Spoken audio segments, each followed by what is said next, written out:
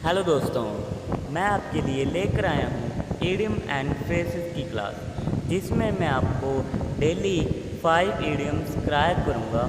और ये इडियम हम लेकर आए हैं एमबी पब्लिकेशन बुक से। MB publication book SSC steno के लिए बहुत ही अच्छी बुक मानी जाती है। ये बेस्ट बुक मानी जाती है। तो चलिए without wasting any time let's get started. तो हमारा फर्स्ट इडियम है to read between the line. अब इसे ध्यान से समझिए। ये एक लाइन है, आपको इसके विचाले पढ़ना है, बिटवीन पढ़ना है।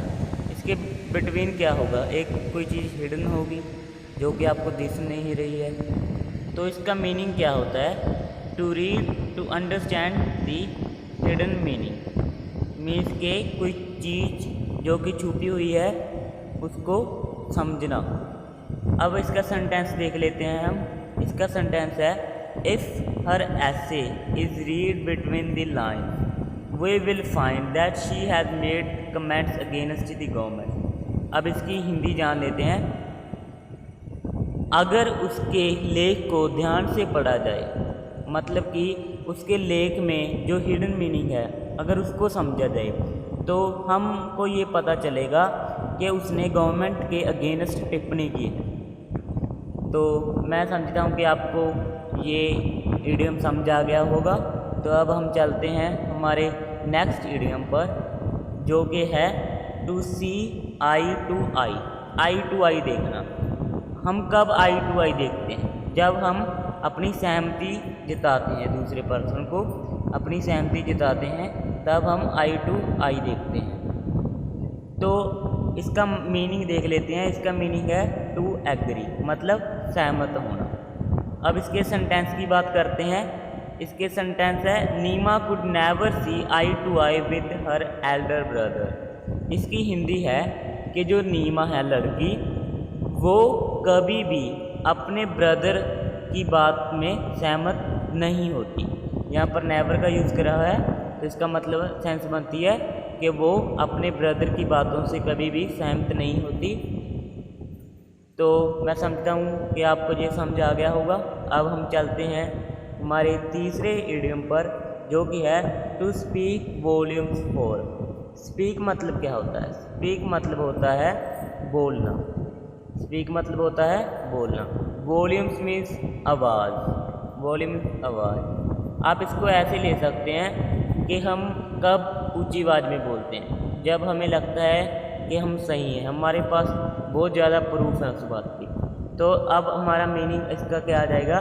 To have abundant proof. अब अबंडेंट प्रूफ। अबंडेंट का मतलब क्या होता है? अबंडेंट का मतलब होता है मोर देन इनफ। क्या मतलब होता है इसका? More than enough. तो चलिए इसके सेंटेंस पर चलते हैं अब हम।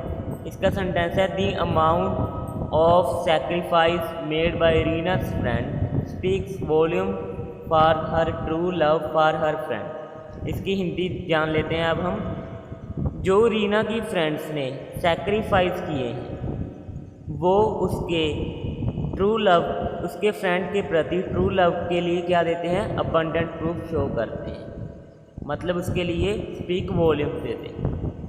तो आपको ये इडियम समझ आ गया होगा।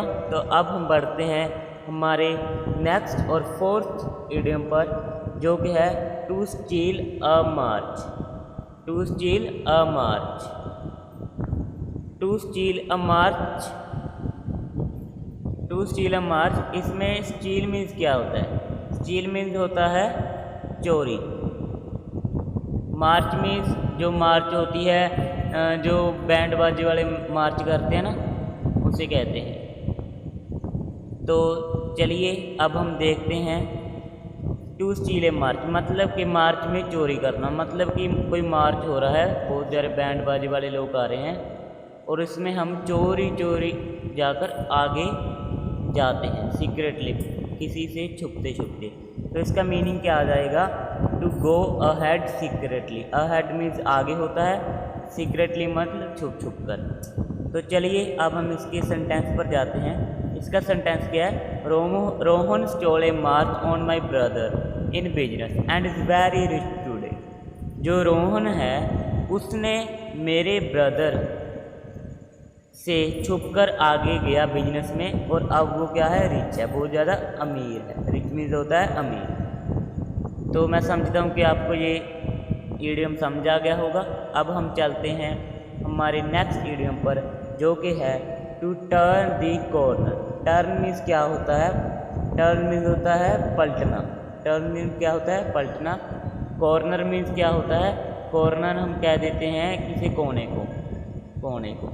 अब इसमें कोने के पलटने की बात की गई है, मतलब जो कोना कॉर्नर, जब भी इडियम में आपको कॉर्नर आए तो आप समझ लेना कि ये बात की गई है किसी क्रिटिकल सिचुएशन की।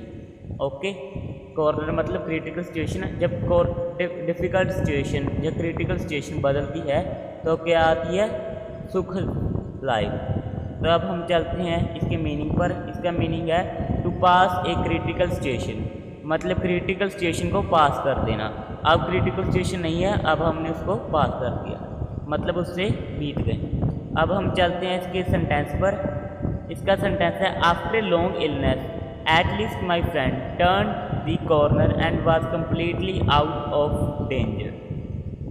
मतलब कि एक लंबी बीमारी के बाद अंत में मेरा दोस्त टर्न द कॉर्नर, मतलब मेरे दोस्त ने क्रिटिकल सिचुएशन को पास कर लिया है and was completely out of danger, मतलब अब वो क्या है, कम्प्लीटली आउट ऑफ डेंजर, अब खतरे से बाहर है। हमारे इडियम्स अब कंप्लीट हो चुके हैं। So please like my video and comment your doubts in comment section and don't forget to subscribe my channel, hit the notification bell for my latest updates. Thank you and bye bye.